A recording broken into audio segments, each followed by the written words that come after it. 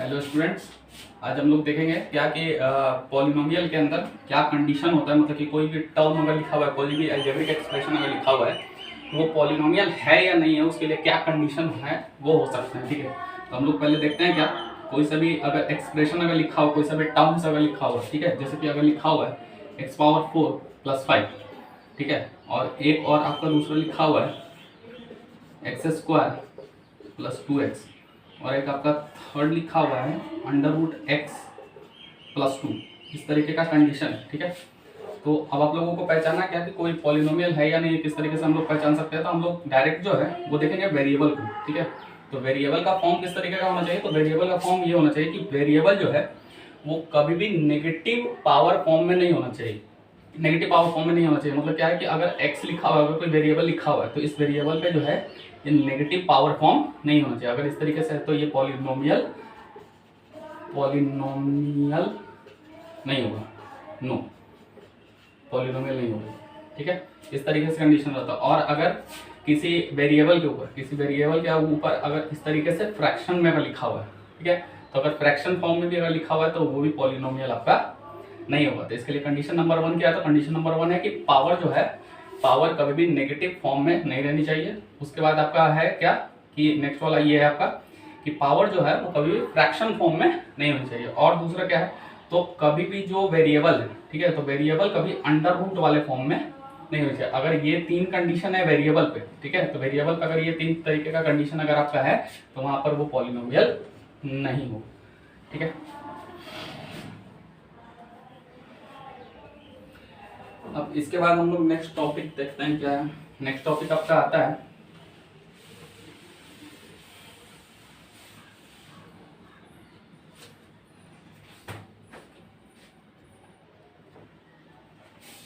अब हम लोग देखते हैं डिग्री को। तो डिग्री जैसा कि कल आपको बता दिया गया था, डिग्री क्या आता है, जो हाईएस्ट पावर होता है। ठीक है, तो ये हाईएस्ट पावर को जो है, हाईएस्ट पावर को हम लोग बोलते हैं क्या, डिग्री। ठीक है, लेकिन ये कंडीशन है कि मान लो कि अगर आपको दिया हुआ है x² + 5, इस तरीके से कोई कंडीशन लिख के दिया हुआ और इसमें आपसे पूछ रहा है क्या कि डिग्री बताइए, तो डिग्री तो यहाँ पर 2 हो जाएगा। ठीक है, लेकिन ये कब, ये होगा तब जब आपके पास कोई सिंगल वेरिएबल है। ठीक है, अगर जैसे आपका लिखा हुआ है x² + x + 2, इस तरीके से लिखा हुआ, और यहाँ पे भी अगर आपसे डिग्री पूछ दिया जाए तो डिग्री हो जाएगी आपकी 2। तो ये तो कंडीशन हो गई जहां पर आपका सिंगल वेरिएबल रहेगा तब। ठीक है, लेकिन हम लोग देखते हैं क्या कि अगर वेरिएबल को हम लोग चेंज कर देते हैं या वेरिएबल को अगर डबल कर देते हैं, जैसे कि अगर यहाँ पे लिखा हुआ है x² + x³ + x² y² + 5, इस तरीके से अगर कोई कंडीशन अगर लिखा हुआ और यहाँ पे आपसे पूछ दिया जाए कि बताइए कि डिग्री क्या है, तो यहाँ पर डिग्री आपको पहचानने के लिए सबसे पहले क्या करना पड़ेगा, यहाँ पे देखना पड़ेगा क्या कि यहाँ पर x² है, ठीक है, यहाँ पे x³ है, ये x² है, y² है। तो यहाँ पर अगर आपसे कोई डिग्री पूछ दे तो आप जो है वो जल्दबाजी में गलत आंसर नहीं दे देंगे। कहने का मतलब क्या है कि अगर आप ये यहाँ पर डिग्री अगर बता दिए 3, ठीक है, तो यहाँ पर डिग्री ये हो जाएगी गलत। ठीक है, क्योंकि अगर आपको ये देखना है कि अगर कहीं पे किसी भी अगर टर्म में, किसी भी अगर टर्म, कोई सा भी अगर टर्म लिखा हुआ है, पॉलिनोमियल अगर लिखा हुआ है, वहां पर अगर आपको देखना है कि अगर वेरिएबल एक साथ डबल वेरिएबल है, एक साथ डबल वेरिएबल कहने का मतलब क्या है कि यहाँ पर है x² और y², ठीक है, ये दोनों है। इस कंडीशन में आपको दोनों वेरिएबल के पावर को क्या करना पड़ेगा, ऐड करना पड़ेगा। तो इसका क्या है 2 और 2, तो 2 + 2 हो जाएगा आपका पावर 4। तो यहाँ पर ये वाली जो टर्म है, ठीक है, तो इसका जो है वो आ जाएगा पावर आपका 4। तो इसलिए यहाँ पे जो डिग्री होगी वो 3 नहीं होकर के हो जाएगी आपकी 4। तो इस तरीके से आप लोग समझ सकते हैं कि अगर सिंगल वेरिएबल हो तो फिर हाईएस्ट पावर तो हो जाएगी, लेकिन अगर जहाँ पे डबल वेरिएबल हो, डबल वेरिएबल कहने का मतलब क्या है कि डबल वेरिएबल होगा जहाँ पे x भी हो, y भी हो, या अगर और कोई दूसरा लेटर हो उसके साथ, ठीक है, तो उसको वहाँ पे मर्ज करके वहाँ पे उसका सम निकालते हैं। ठीक है, पावर का यहाँ पे क्या करते हैं हम लोग, पावर को कर देते हैं पावर सम। ठीक है, पावर सम करने के बाद जो वहाँ पर रिजल्ट अगर आता है तो फिर यहाँ पे ये जो डिग्री है वो आपका 4 हो जाएगा।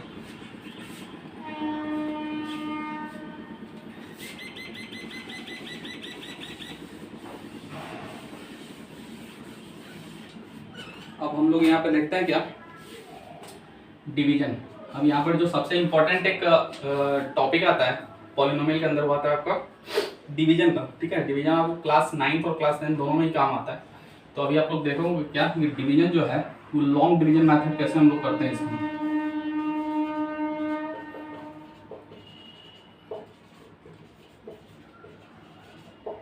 लॉन्ग डिवीजन मेथड के अंदर हम लोग पढ़ेंगे क्या, तो किस तरीके से हम लोग जो है इसको बनाते हैं। तो ये आपका हो जाएगा क्या कि अगर आप लॉन्ग डिवीजन मेथड को पहले अगर जानते हैं किस तरीके से, कि अगर हम लोगों को जैसे सिखाया जाता है कि अगर हम लोग को 20 को डिवाइड करना है अगर 3 से, ठीक है, तो अगर इस तरीके से डिवाइड करना है तो हम लोग इस तरीके से लिखें, ये इस तरीके से लिखें 3 6 18, यहाँ 2 आ गया ये। तो ये जो प्रोसीजर है, ये जो प्रोसेस जो हम लोग कर रहे हैं, ये वाला प्रोसेस, ठीक है, तो ये लॉन्ग डिवीजन मेथड प्रोसेस है, ठीक है, जिसके अंदर हम लोगों को क्या मिलता है, इसके अंदर हम लोगों को मिलता है remainder, quotient, dividend and division, ठीक है। इस तरीके से हम लोग इसको अभी समझेंगे।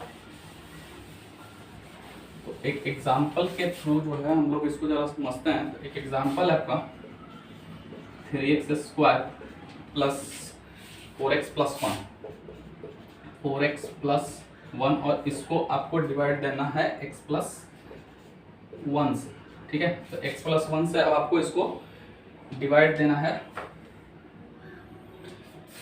तो चलिए इसको x प्लस 1 नहीं करके इसको x प्लस 2 कर देते हैं।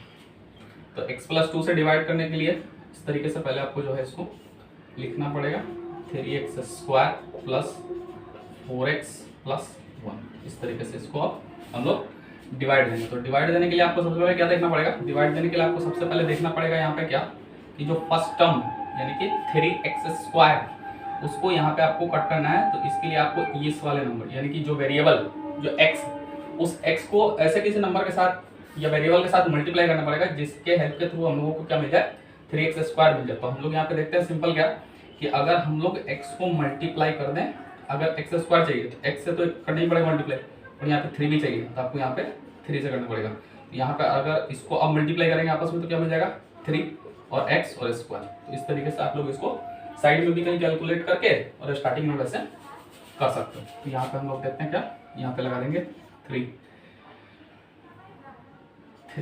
ठीक है। तो 3x को जब यहाँ पे 3x को अब इससे मल्टीप्लाई करेंगे तो आ जाएगा आपका 3x² प्लस है, प्लस लगाएंगे 3 2 6x, ठीक है। अब यहाँ पर थोड़ा सा एल्जेब्रिक वाले डिवीजन में हम लोग क्या करते हैं कि एल्जेब्रिक वाले डिवीजन में हम लोग क्या करते हैं कि साइन को यहाँ पे चेंज करते हैं। तो यहाँ पे कुछ नहीं है, पीछे प्लस प्लस है तो यहाँ पे माइनस और यहाँ पे माइनस, ठीक है। अब यहाँ पर देखिए तो ये पूरा का पूरा आपका कट हो जाएगा। अब ये कट किस तरीके से हो रहा है देखिए, जैसे कि अगर आपका लिखा हुआ है 3x², ठीक है, और नेक्स्ट वाला आपका क्या है, ये भी 3x², ठीक है। लेकिन साइन चेंज जब हम लोग करते हैं तो डिवीजन में जो मिडिल में जो यहाँ पे जो प्रोसेस किया जाता है वो क्या किया जाता है कि नंबर को हम लोग सबट्रैक्ट करते हैं। तो यहाँ पर भी वही सिंपल रूल, तो यहाँ पर हम लोग क्या करेंगे, हम बीच में माइनस का साइन लगा देंगे। तो 3x² ये यहाँ से कट हो सकता है। तो इस तरीके से आप लोग इसको समझ सकते हैं। तो यहाँ पर आ गया आपका अब 4x प्लस xx, तो यहाँ पर इसको जो है ब्लेस करेंगे तो यहाँ पर हो जाएगा आपका -2x, ठीक है, -2x। अब यहाँ पे जो है नेक्स्ट वाला टर्म, जो नेक्स्ट वाला है कांस्टेंट, उसको उतार करके यहाँ पे अब लिखेंगे, ठीक है।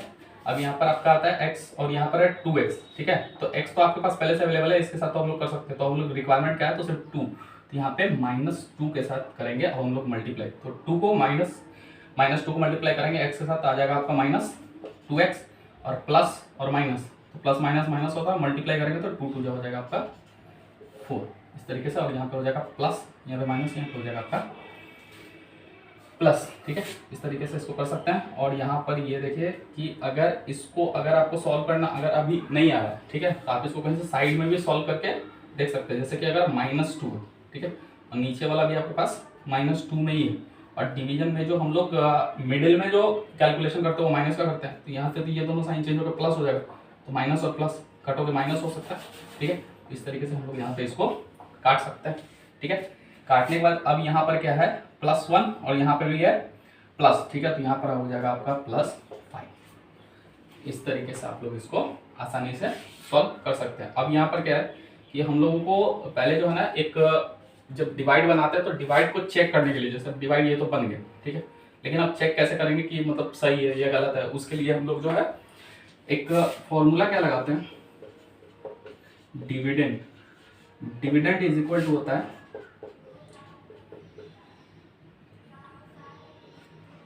Divisor into quotient plus remainder.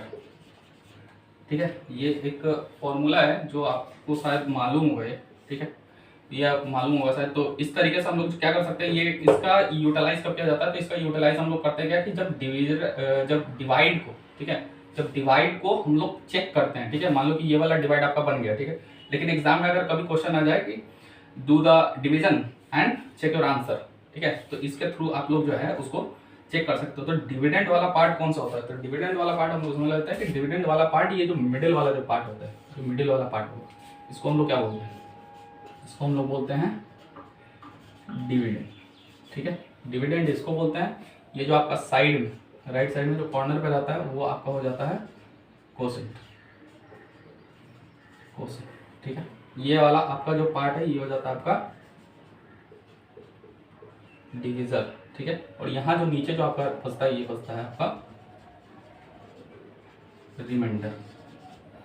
ठीक है, इस तरीके से आप लोग जो है उसको समझ सकते हैं कि क्या क्या इसमें है। ठीक है, और डिवाइड आप और क्वेश्चन अभी ट्राई करेंगे तो उसके बाद समझते हैं इसको।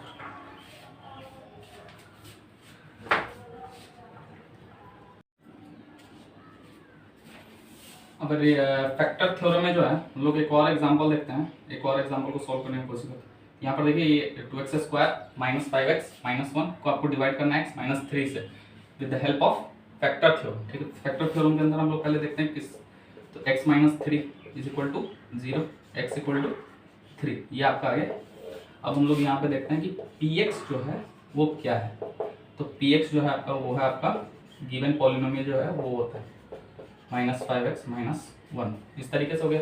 अब यहाँ पर जो x की वैल्यू है उसको यहाँ पे लिख देंगे पहले 3। अब यहाँ पर करेंगे इसको कैलकुलेट, 3² - 5 × 3 - 1, यहाँ पे 3 के स्क्वायर 9, 9 × 2 = 18, 18 - 15 - 1, इस तरीके से इसको हम लोग सॉल्व कर सकते हैं। यहाँ पे ये हो जाएगा आपका 16 और ये हो जाएगा आपका 2। तो ये जो 2 जो आपका आया, ये 2 आपका आया, ये एक्चुअली क्या है, ये है आपका रिमाइंडर। ठीक है, रिमाइंडर, ठीक है, ये रिमाइंडर है। ठीक है, क्योंकि अगर आप इसे डिवाइड से चेक करो तो यहाँ पर अब आप अगर कोई क्वेश्चन पूछ दे कि जो गिवन ये x - 3 इसका फैक्टर है या नहीं है, तो इसमें हो जाएगा no, it is not a factor of 2x² - 5x - 1। ठीक है, क्योंकि अगर जब तक यहाँ पर रिमाइंडर 0 नहीं होगा, ठीक है, रिमाइंडर 0 नहीं हुआ, इसका लॉजिक आपको पहले बताया जा चुका है। देखो, अगर कोई नंबर है, किसी नंबर को किसी नंबर से अगर डिवाइड करता है, ठीक है, तो किसी नंबर को किसी नंबर के साथ अगर डिवाइड कर रहे हैं तो अगर रिमाइंडर 0 आता है, ठीक है, तो रिमाइंडर 0 आता है मतलब क्या कि अगर हम डिवाइड करें 3 से 6 को, तो 3 × 2 = 6, ये कट हो जाएगा। ठीक है, तो कट हो गया मतलब क्या है, तो 6 6 0, तो रिमाइंडर 0 आ गया। तो रिमाइंडर 0 आ गया, इसका क्या मतलब है कि 3 जो है वो 6 का फैक्टर है, लेकिन अगर यहीं पर हम डिवाइड जो है वो 3 से देते हैं 10, तो 3 × 3 = 9, 1, तो यहाँ पे फैक्टर, यहाँ पे जो है रिमाइंडर कितना आ गया, रिमाइंडर आ गया 1। रिमाइंडर अगर 1 आ गया तो इसका मतलब क्या है, इसका मतलब है कि 3 जो है वो 10 का फैक्टर नहीं। ठीक है, तो वही सेम लॉजिक है यहाँ पे। अगर यहाँ पर समझ लो कि ये अगर आप लॉन्ग डिवीजन मेथड नहीं लगाते हो, अगर लॉन्ग डिवीजन मेथड नहीं लगाते हो तो इस तरीके से भी आप रिमाइंडर को सिर्फ पता कर सकते हो। लेकिन अगर आपको परसेंट पता करना है, ठीक है, तो परसेंट पता करना है तो फिर तो आपको लॉन्ग डिवीजन मेथड जो है वो लगा करके इसको सॉल्व करना पड़ेगा।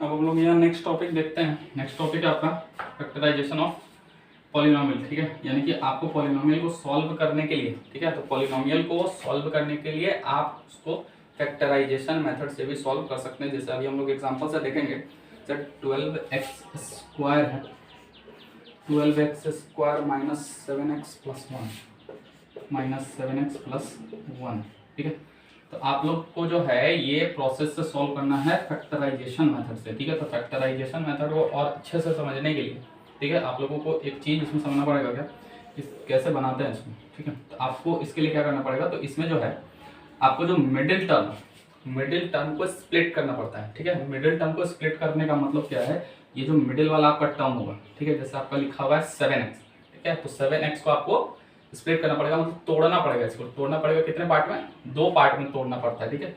यहाँ पर आपको एक और इसमें कॉन्सेप्ट को समझना है क्या, कि मिडिल टर्म को स्प्लिट करता है तो 2 पार्ट में कैसे 2 पार्ट में डिस्ट्रीब्यूट करेंगे, ठीक है। तो इसके लिए आपको देखना है क्या, कि आपको first term and last term, ठीक है। तो first term and last term में जो कोफिशिएंट नंबर है, ठीक है, जो मतलब कोफिशिएंट, उसको सिर्फ लिखेंगे 12 और लास्ट वाला है आपका 1, यानी कि 12, ठीक है। और मिडिल वाला जो आपका टर्म है वो है आपका -7।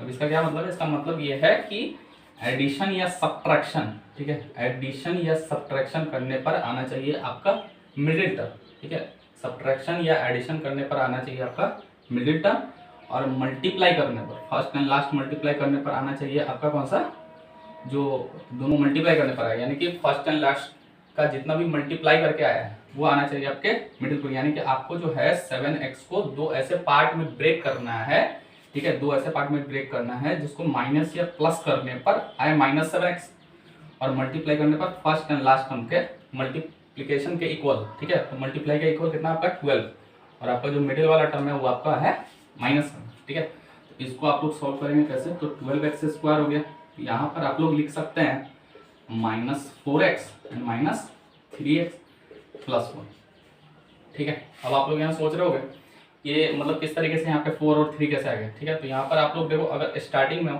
स्टार्टिंग में तो इसको कैसे सॉल्व कर सकते हैं कि आप जो है first term and last term को मल्टीप्लाई करो, ठीक है। तो first term and last term को मल्टीप्लाई करके ये 12 आ गया। अब 12 का फैक्टर कर दो, ठीक है। तो 12 का फैक्टर हम लोग किस तरीके से कर सकते हैं, तो 2 6 12, 2 3 6 और 3 1 3। यहाँ पर आपका जो रिजल्ट आएगा वो आएगा 2 × 2, यानी कि 4 × 3, यानी कि याद रखिएगा अब यही 2 नंबर से आपको जो है कैलकुलेट करके और फिर यहाँ पर मिडिल में आपको इन दोनों पोजीशन पे इसको रख देना, और इस तरीके से रखना है ताकि ये दोनों कंडीशन को फुलफिल करे। मतलब क्या है कि दोनों कंडीशन को फुलफिल करने का मतलब है कि प्लस या माइनस करने पर मिडिल टर्म आना चाहिए, और मल्टीप्लाई करने पर फर्स्ट एंड लास्ट टर्म के इक्वल होना चाहिए, ठीक है। तो ये दोनों कंडीशन को फुलफिल करते रहे। देखो -4x -3x, इसको अगर आप करोगे तो माइनस माइनस प्लस हो जाएगा, तो 4x और 3x, 7x हो जाएगा -7x, और इन दोनों को जब मल्टीप्लाई करेंगे यानी कि -4 × -3, इस तरीके से अगर इसको करेंगे तो ये आ जाएगा +12। ये दोनों कंडीशन को फुलफिल कर दे रहा है। अब इसको आगे सॉल्व करते हैं कि अब आगे सॉल्व किस तरीके से। तो आगे सॉल्व करने के लिए इसमें क्या है कि आप कॉमन ले सकते हो, पेयर बना के कॉमन ले सकते हैं। जैसे ये 4 टर्म में डिस्ट्रीब्यूट हो गया, तो यहाँ पर पेयर बना देंगे 2 2, यहाँ पे पेयर बना कर करेंगे। तो पेयर बनाने के बाद यहाँ पर क्या है कि 4 जो है 4 को ले लेंगे कॉमन, 4 कॉमन लेने के बाद दोनों में x है, तो x कॉमन ले लिए। अब यहाँ पर आ जाएगा आपका 4 3 12x माइनस, अब यहाँ पे 4x है, यहाँ पे 4x है, यानी कि यहाँ पे हो जाएगा 1, ठीक है। अब यहाँ पर माइनस अब देखो यहाँ पे -3x है +1, तो इन दोनों में कुछ भी कॉमन नहीं है। तो अगर कुछ भी अगर कॉमन नहीं रहता है तो आप लोग वहाँ पे कॉमन ले सकते हो 1, क्योंकि 1 तो दोनों में 4 है, 1 इसमें भी है 1 इसमें भी है, ठीक। यहाँ पर आप लोग लिख सकते हैं 3x - 1, क्योंकि अगर आप इसके साथ डिवाइड अगर करोगे 3 बार आ जाएगा, ठीक। और इसको अब हम लोग लिख सकते हैं क्या, तो यहाँ पर एक ये वाला टर्म लिखा है, ये 4x और ये वाला 4x - 1, और क्योंकि आप लोग देख पा रहे हैं कि ये दोनों जो है ये वाला और ये वाला, ये दोनों टर्म जो है वो मतलब सेम है, तो सेम है तो फिर दोनों में से एक ही लिखेंगे, क्या दोनों लिखने का कोई मतलब नहीं, ठीक है। तो इस तरीके से आप लोग सॉल्व कर सकते हैं, ठीक है। तो इसमें हम लोग क्या देखें कि फैक्टराइजेशन मेथड से किस तरीके से पॉलिनोमियल को सॉल्व किया जा सकता है। तो पॉलिनोमियल को सॉल्व करने के लिए क्या करेंगे कि मिडिल टर्म को स्प्लिट करेंगे, यानी कि तोड़ेंगे, 2 ऐसे पार्ट में तोड़ेंगे जिसमें प्लस या माइनस करने पर मिडिल टर्म है, और मल्टीप्लाई करने पर यानी कि वही जो नंबर जो स्प्लिट हुआ, और याद रखिए कि 2 ही पार्ट में आप इसको ब्रेक करना है, 3 या 4 पार्ट में, ठीक है। और मल्टीप्लाई करने पर फर्स्ट टर्म और लास्ट टर्म के मल्टीप्लीकेशन के इक्वल, ठीक है। उसके बाद हम लोग क्या करेंगे कि इस तरीके से इसको लिख देंगे जो नंबर है ना। और लिखने के बाद क्या करेंगे कि पेयर बना के, जैसे 4 टर्म 4 टर्म इसमें पेयर बना देंगे। पेयर बनाने के बाद 2 यहाँ से, तो इसमें क्या है 4x कॉमन ले लिए। कॉमन लेने के बाद यहाँ से ये जो भी यहाँ पे बचेगा उसको अंदर ब्रैकेट में लिख देंगे, फिर यहाँ से कॉमन लेंगे जो ब्रैकेट में लिख देंगे। और उसके बाद यहाँ पर क्या है कि ये वाला एक टर्म यहाँ से लिखा जाता है, ये, और यहाँ जो एक मिडिल पे है ये, इसको लिख के यहाँ पे हम लोग लिख दिया, और यहाँ पे 3x - 1 बचता है आपका, 3x - 1 यहाँ पे लिख करके इसको सॉर्ट आउट कर देंगे, ठीक है। तो इस तरीके से आप लोग इसको सॉल्व कर सकते हो फैक्टराइजेशन मैथड्स।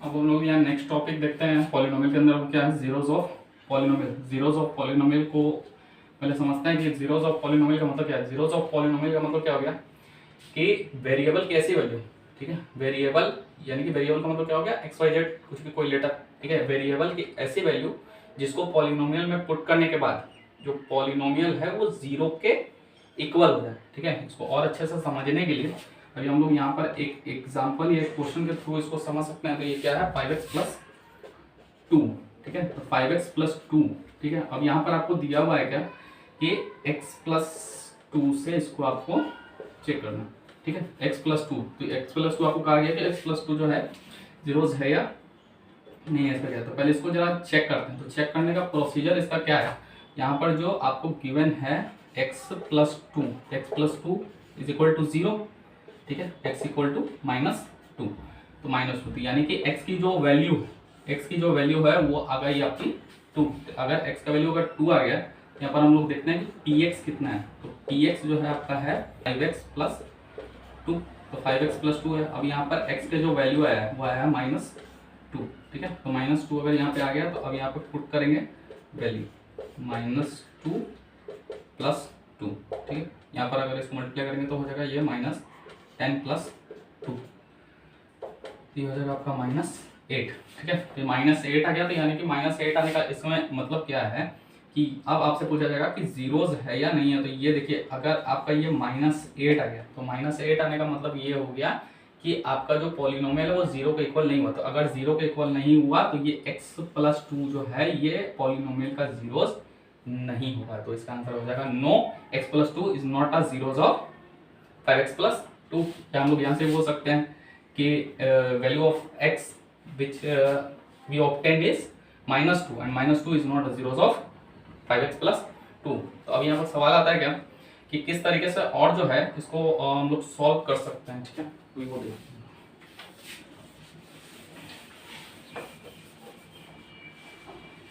मान लो कि 5x+2 अगर आपको गिवन है, ठीक है, तो 5x+2 से भी हम लोग इसको सॉल्व कर सकते हैं। 5x+2 इज इक्वल टू 0, तो 5x इज इक्वल टू हो जाएगा, ये 2 को उठा के हम लोग उधर उस साइड ले जाएंगे यानी कि राइट साइड ले जाएंगे, तो ये हो जाएगा आपका -2, तो -2, तो x इक्वल टू क्या हो जाएगा, x इक्वल टू हो जाएगा -2/5, यानी कि x जो वैल्यू आ गया आपका, x की जो वैल्यू है वो पॉलिनोमियल के थ्रू हम लोग निकाल दिए -2/5। -2/5 अगर इसकी वैल्यू आ चुकी है तो ये हो जाएगा आपका क्या कि px is equal to 5x+2 और x जो आया आपका वो आया -2/5। अब यहाँ पे जहाँ पे भी x की वैल्यू होगी वहाँ पे इसको पुट करेंगे, तो 5 × -2/5 + 2, इस तरीके से इसको आप सॉल्व करेंगे। यहाँ 5 तो 5 कट हो जाएगा, तो -2 एंड +2 इक्वल टू 0। यहाँ पे आप लोग देख सकते हो क्या कि एक बार जब हम लोग x का वैल्यू रखे थे x+2 तो वहां से नहीं निकल, लेकिन यहाँ पर हम लोग जो है फिर से जब इस पॉलिनोमियल के हेल्प से क्या किया, पॉलिनोमियल के हेल्प से हम लोग क्या करिए कि यहाँ पर x की वैल्यू जो है वो फाइंड करिए। तो x की वैल्यू यहाँ पर हम लोग कितना निकाल दिए, -2/5, तो -2/5 आया है, तो इसको जो है पॉलिनोमियल के अंदर जहाँ पे भी x हो गई वहाँ पे इसके वैल्यू को हम लोग पुट कर देंगे। अब पुट करने के बाद जो है इस तरीके से सॉल्व हुआ तो ये आ गया 0। तो अब यहाँ पर आपको एक समझना है क्या कि जीरोज ऑफ पॉलिनोमियल का यही मतलब होता है कि जहाँ पर वेरिएबल की जो भी वैल्यू आ गई, ठीक है, वेरिएबल का कोई जो वैल्यू आ जाए, 2 आ जाए, 5, 10 कुछ भी आ जाए, ठीक है, तो वो आप पुट करो और ये जो पॉलिनोमियल वो 0 के इक्वल हो। तो अगर 0 के इक्वल हो जाए मतलब क्या है कि -2/5 जो है ये इस पॉलिनोमियल का जो है वो जीरोज है, सिंपल। उसको आप लोग यहाँ से नोट डाउन कर सकते हो।